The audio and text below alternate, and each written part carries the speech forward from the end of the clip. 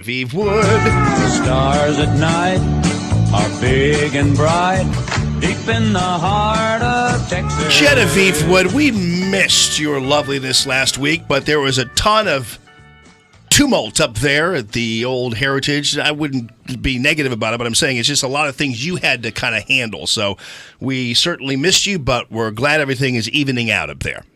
Well, thank you very much, Jamie. I missed very much being there. I'll promise you that. It was a very last-minute decision. Yeah. And I got some nice tweets from some of your listeners saying, oh, we're bummed you're not coming. So that was cool. Yeah, no doubt. Hopefully another time. Yeah, we'll make it happen again, and we'll have you in, and we'll get together. But we're glad everything's working out up there, and things are smoothing out. So what's your initial take on the firing of Comey?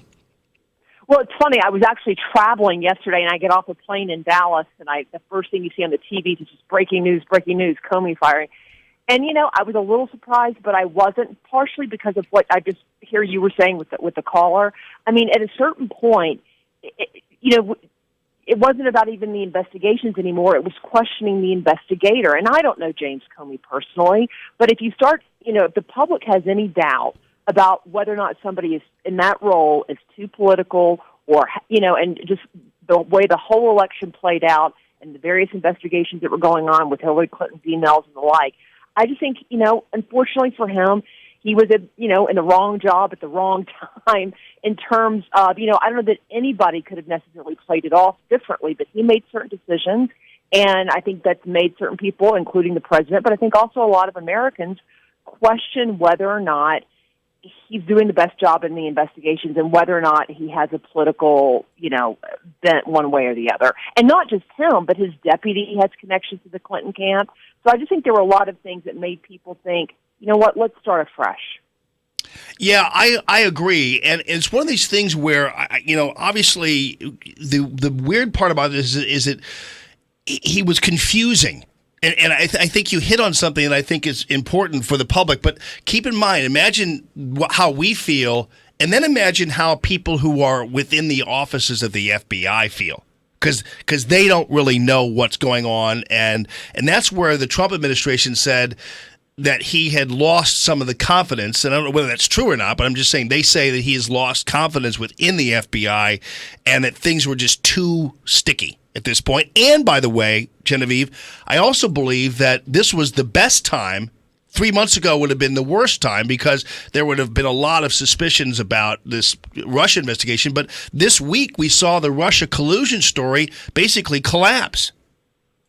Right. And look, I mean, if there is an investigation, that's going to go on. I mean, just because you fire James Comey doesn't mean that everything in the FBI stops and the new person comes in and gets to start it all over. Whatever investigations are happening will continue. But I think you're right. I think it would have looked more, it would look fishy had he done it the first day that he came into office.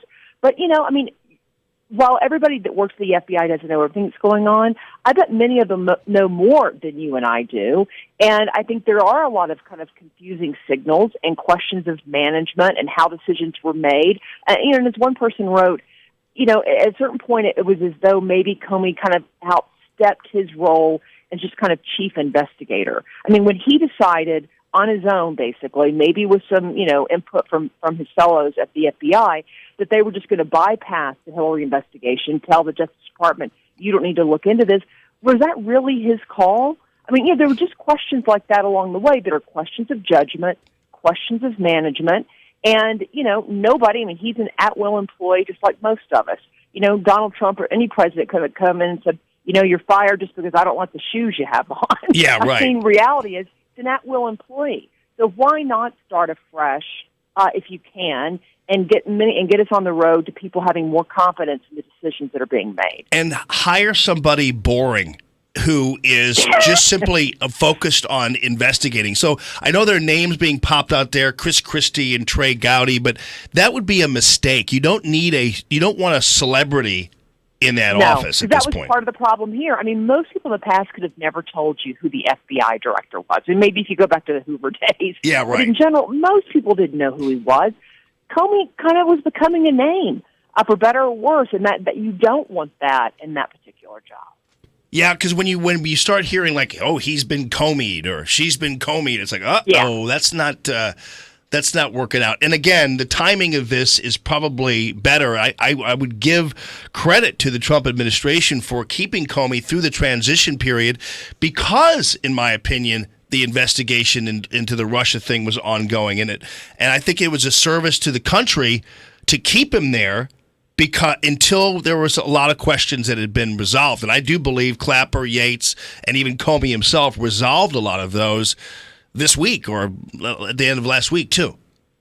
Right. Well, and look, it doesn't matter when Donald Trump would have taken this action. Yeah. His political opponents would have said it's a bad thing. I mean, basically, all the Democrats, about 24 hours ago, were blaming Comey for Hillary Clinton, including Hillary Clinton, blaming him for her loss. Right. And now all of a sudden he's their best friend. So, right. Okay, right on. It wouldn't have mattered. Well, you're in beautiful Colorado Springs. What's going on there? So we are out here for something called Resource Bank and state think tank. So Heritage is obviously a think tank in D.C. that covers a lot of federal policy, but there's over 50 state think tanks because some states have more than one. Not that I know that there's not only 50 states. And they all come together and kind of swap out policy ideas and talk about what's working here. It could maybe work there. So I'll check out the Show Me Institute. I'm sure that they're here. Oh, good. And other folks. And I'll tell them that you said hello. That sounds great. The Show Me Institute's really a great value here in St. Louis. All right, Genevieve, have fun at Genevieve Wood. Thank you, sir. DailySignal.com.